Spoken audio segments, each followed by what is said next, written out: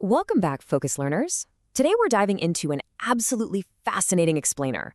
We're going to decode a remarkable Qing Dynasty religious text that tells the wild story of a master chef named RUAN CHAO. But look, this is not your typical story about culinary triumphs or, making it big in the kitchen. It's actually a gripping cultural exploration of morality, duty, and an honestly unthinkable afterlife punishment. It presents this whole worldview where our unseen, everyday actions carry massive cosmic weight. So let's jump right in, shall we? 3,000. That is the staggering length of the prison sentence handed down in this text. But get this, it's not 3,000 years sitting in a physical prison cell. According to the folklore we're looking at, this is a grueling 3,000-year sentence to be served entirely as livestock. Just imagine that for a second, being trapped inside the bodies of the very animals you once prepared for dinner, lifetime after lifetime after lifetime. The text absolutely doesn't shy away from the horrific reality of this punishment. It actually gives a voice to the spirit of Wen Xiao, who is now trapped as a chicken, and he cries out, "Feathers pierce my flesh like needles. You cannot see our pain with your human eyes." Wow. It's such a visceral, unsettling image, right? It immediately establishes the dramatic stakes of this text. The physical agony described here is just intense, and it forces us to ask, what on earth could a chef have possibly done to deserve such an agonizing fate? Well, let's rewind a bit to see exactly how this all happened. Section 1. A 3,000-year sentence. The cosmic law. Okay, let's dive into this. To really understand the whole crime and punishment arc that frames this captivating folklore, we got to look at the underlying rules of the universe Wen Xiao lived in. The foundational theology of this document rests on a very specific definition of karma. In this text, karma is an inescapable cosmic law. Think of it like an accounting system that literally never misses a beat. Every single action creates a direct, equal spiritual reaction. And here is the truly terrifying part that the text really emphasizes. Ignorance of this law absolutely does not grant you immunity. Even if your intentions are noble, or, if you just simply don't know any better, the universe still keeps the receipt. Section 2.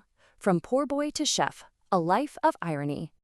So, we're going to see a man whose actions were highly praised by earthly society, but completely and ruthlessly condemned by the underworld. You see, Wen Xiao's life was not easy at all. Extreme poverty in Yunnan province really defined his early existence. I mean, at just 4 years old, he was already working out in the fields as a cowherd. By his teens, he was carrying coffins and working as a servant just to stave off starvation. He was driven by this singular, intense focus on survival. Eventually, by his 20s, his diligent nature landed him an apprenticeship with a master chef. He didn't even like the work, honestly, but hey, it was a way to survive. And his need to survive wasn't just for himself. Wen Xiao was actually one of 10 children. Now, his eldest brother did manage to escape poverty, becoming a highly successful magistrate's assistant. But in this really cold, calculating betrayal, that eldest brother completely abandoned his impoverished parents and his 9 siblings. He refused to even acknowledge them. This forced Wen Xiao, the second son, to step up and shoulder the massive burden of feeding his parents and 7 younger siblings. Understanding this makes his later career choices deeply sympathetic, He was really just a guy trying to keep his family alive against all odds. Section 3. The Hidden Killing Toll, A Dark Side Emerges. Now, what's really interesting about this part of his life is that as Wen Xiao's culinary talent blossomed and he started cooking for the wealthy elite, a really dark side to his success began to emerge.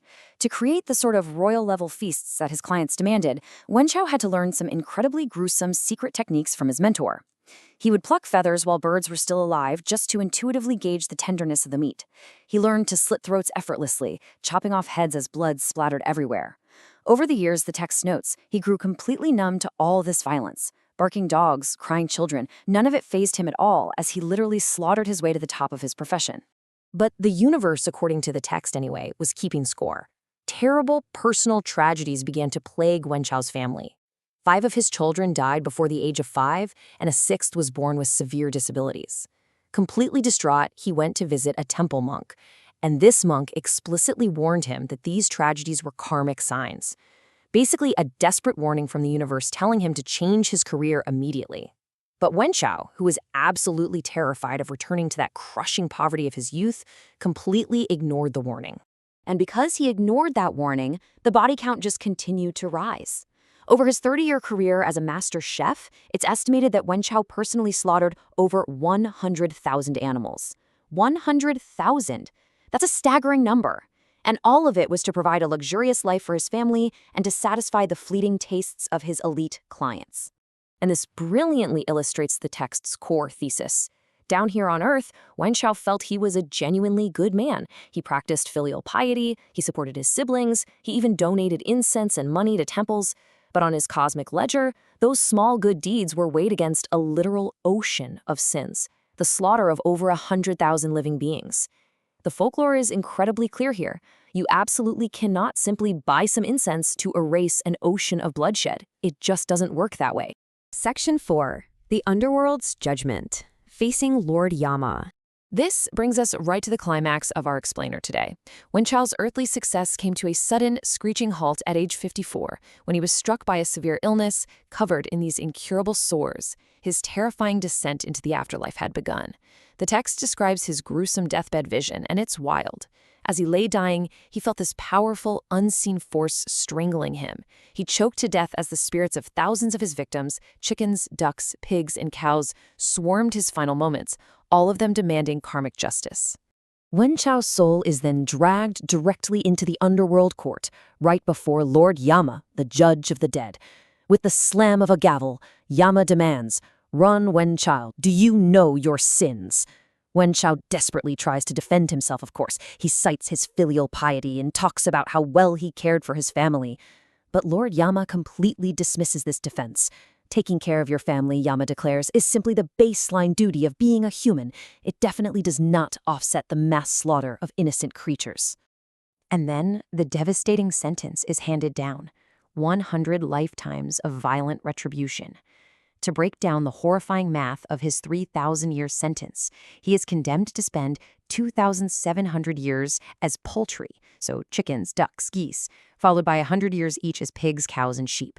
Putting that into perspective really highlights the absolute uncompromising cosmic scale of his punishment. Section 5. The Spirit's Grim Warning. A Message to the Living. So, the crucial point here is that Wen Chao's story doesn't actually end with his punishment. The text shifts from the tragic history of his past life to an urgent, desperate message from his spirit, who is currently enduring this awful sentence, out to the living world. The spirit lays out explicit arguments meant to serve as the text's ultimate moral warning.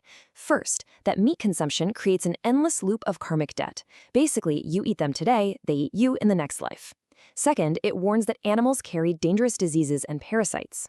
Third, the spiritual and physical pain inflicted during butchering is an agonizing torture we can't even comprehend. And finally, the text argues that human cravings for meat are just illusions.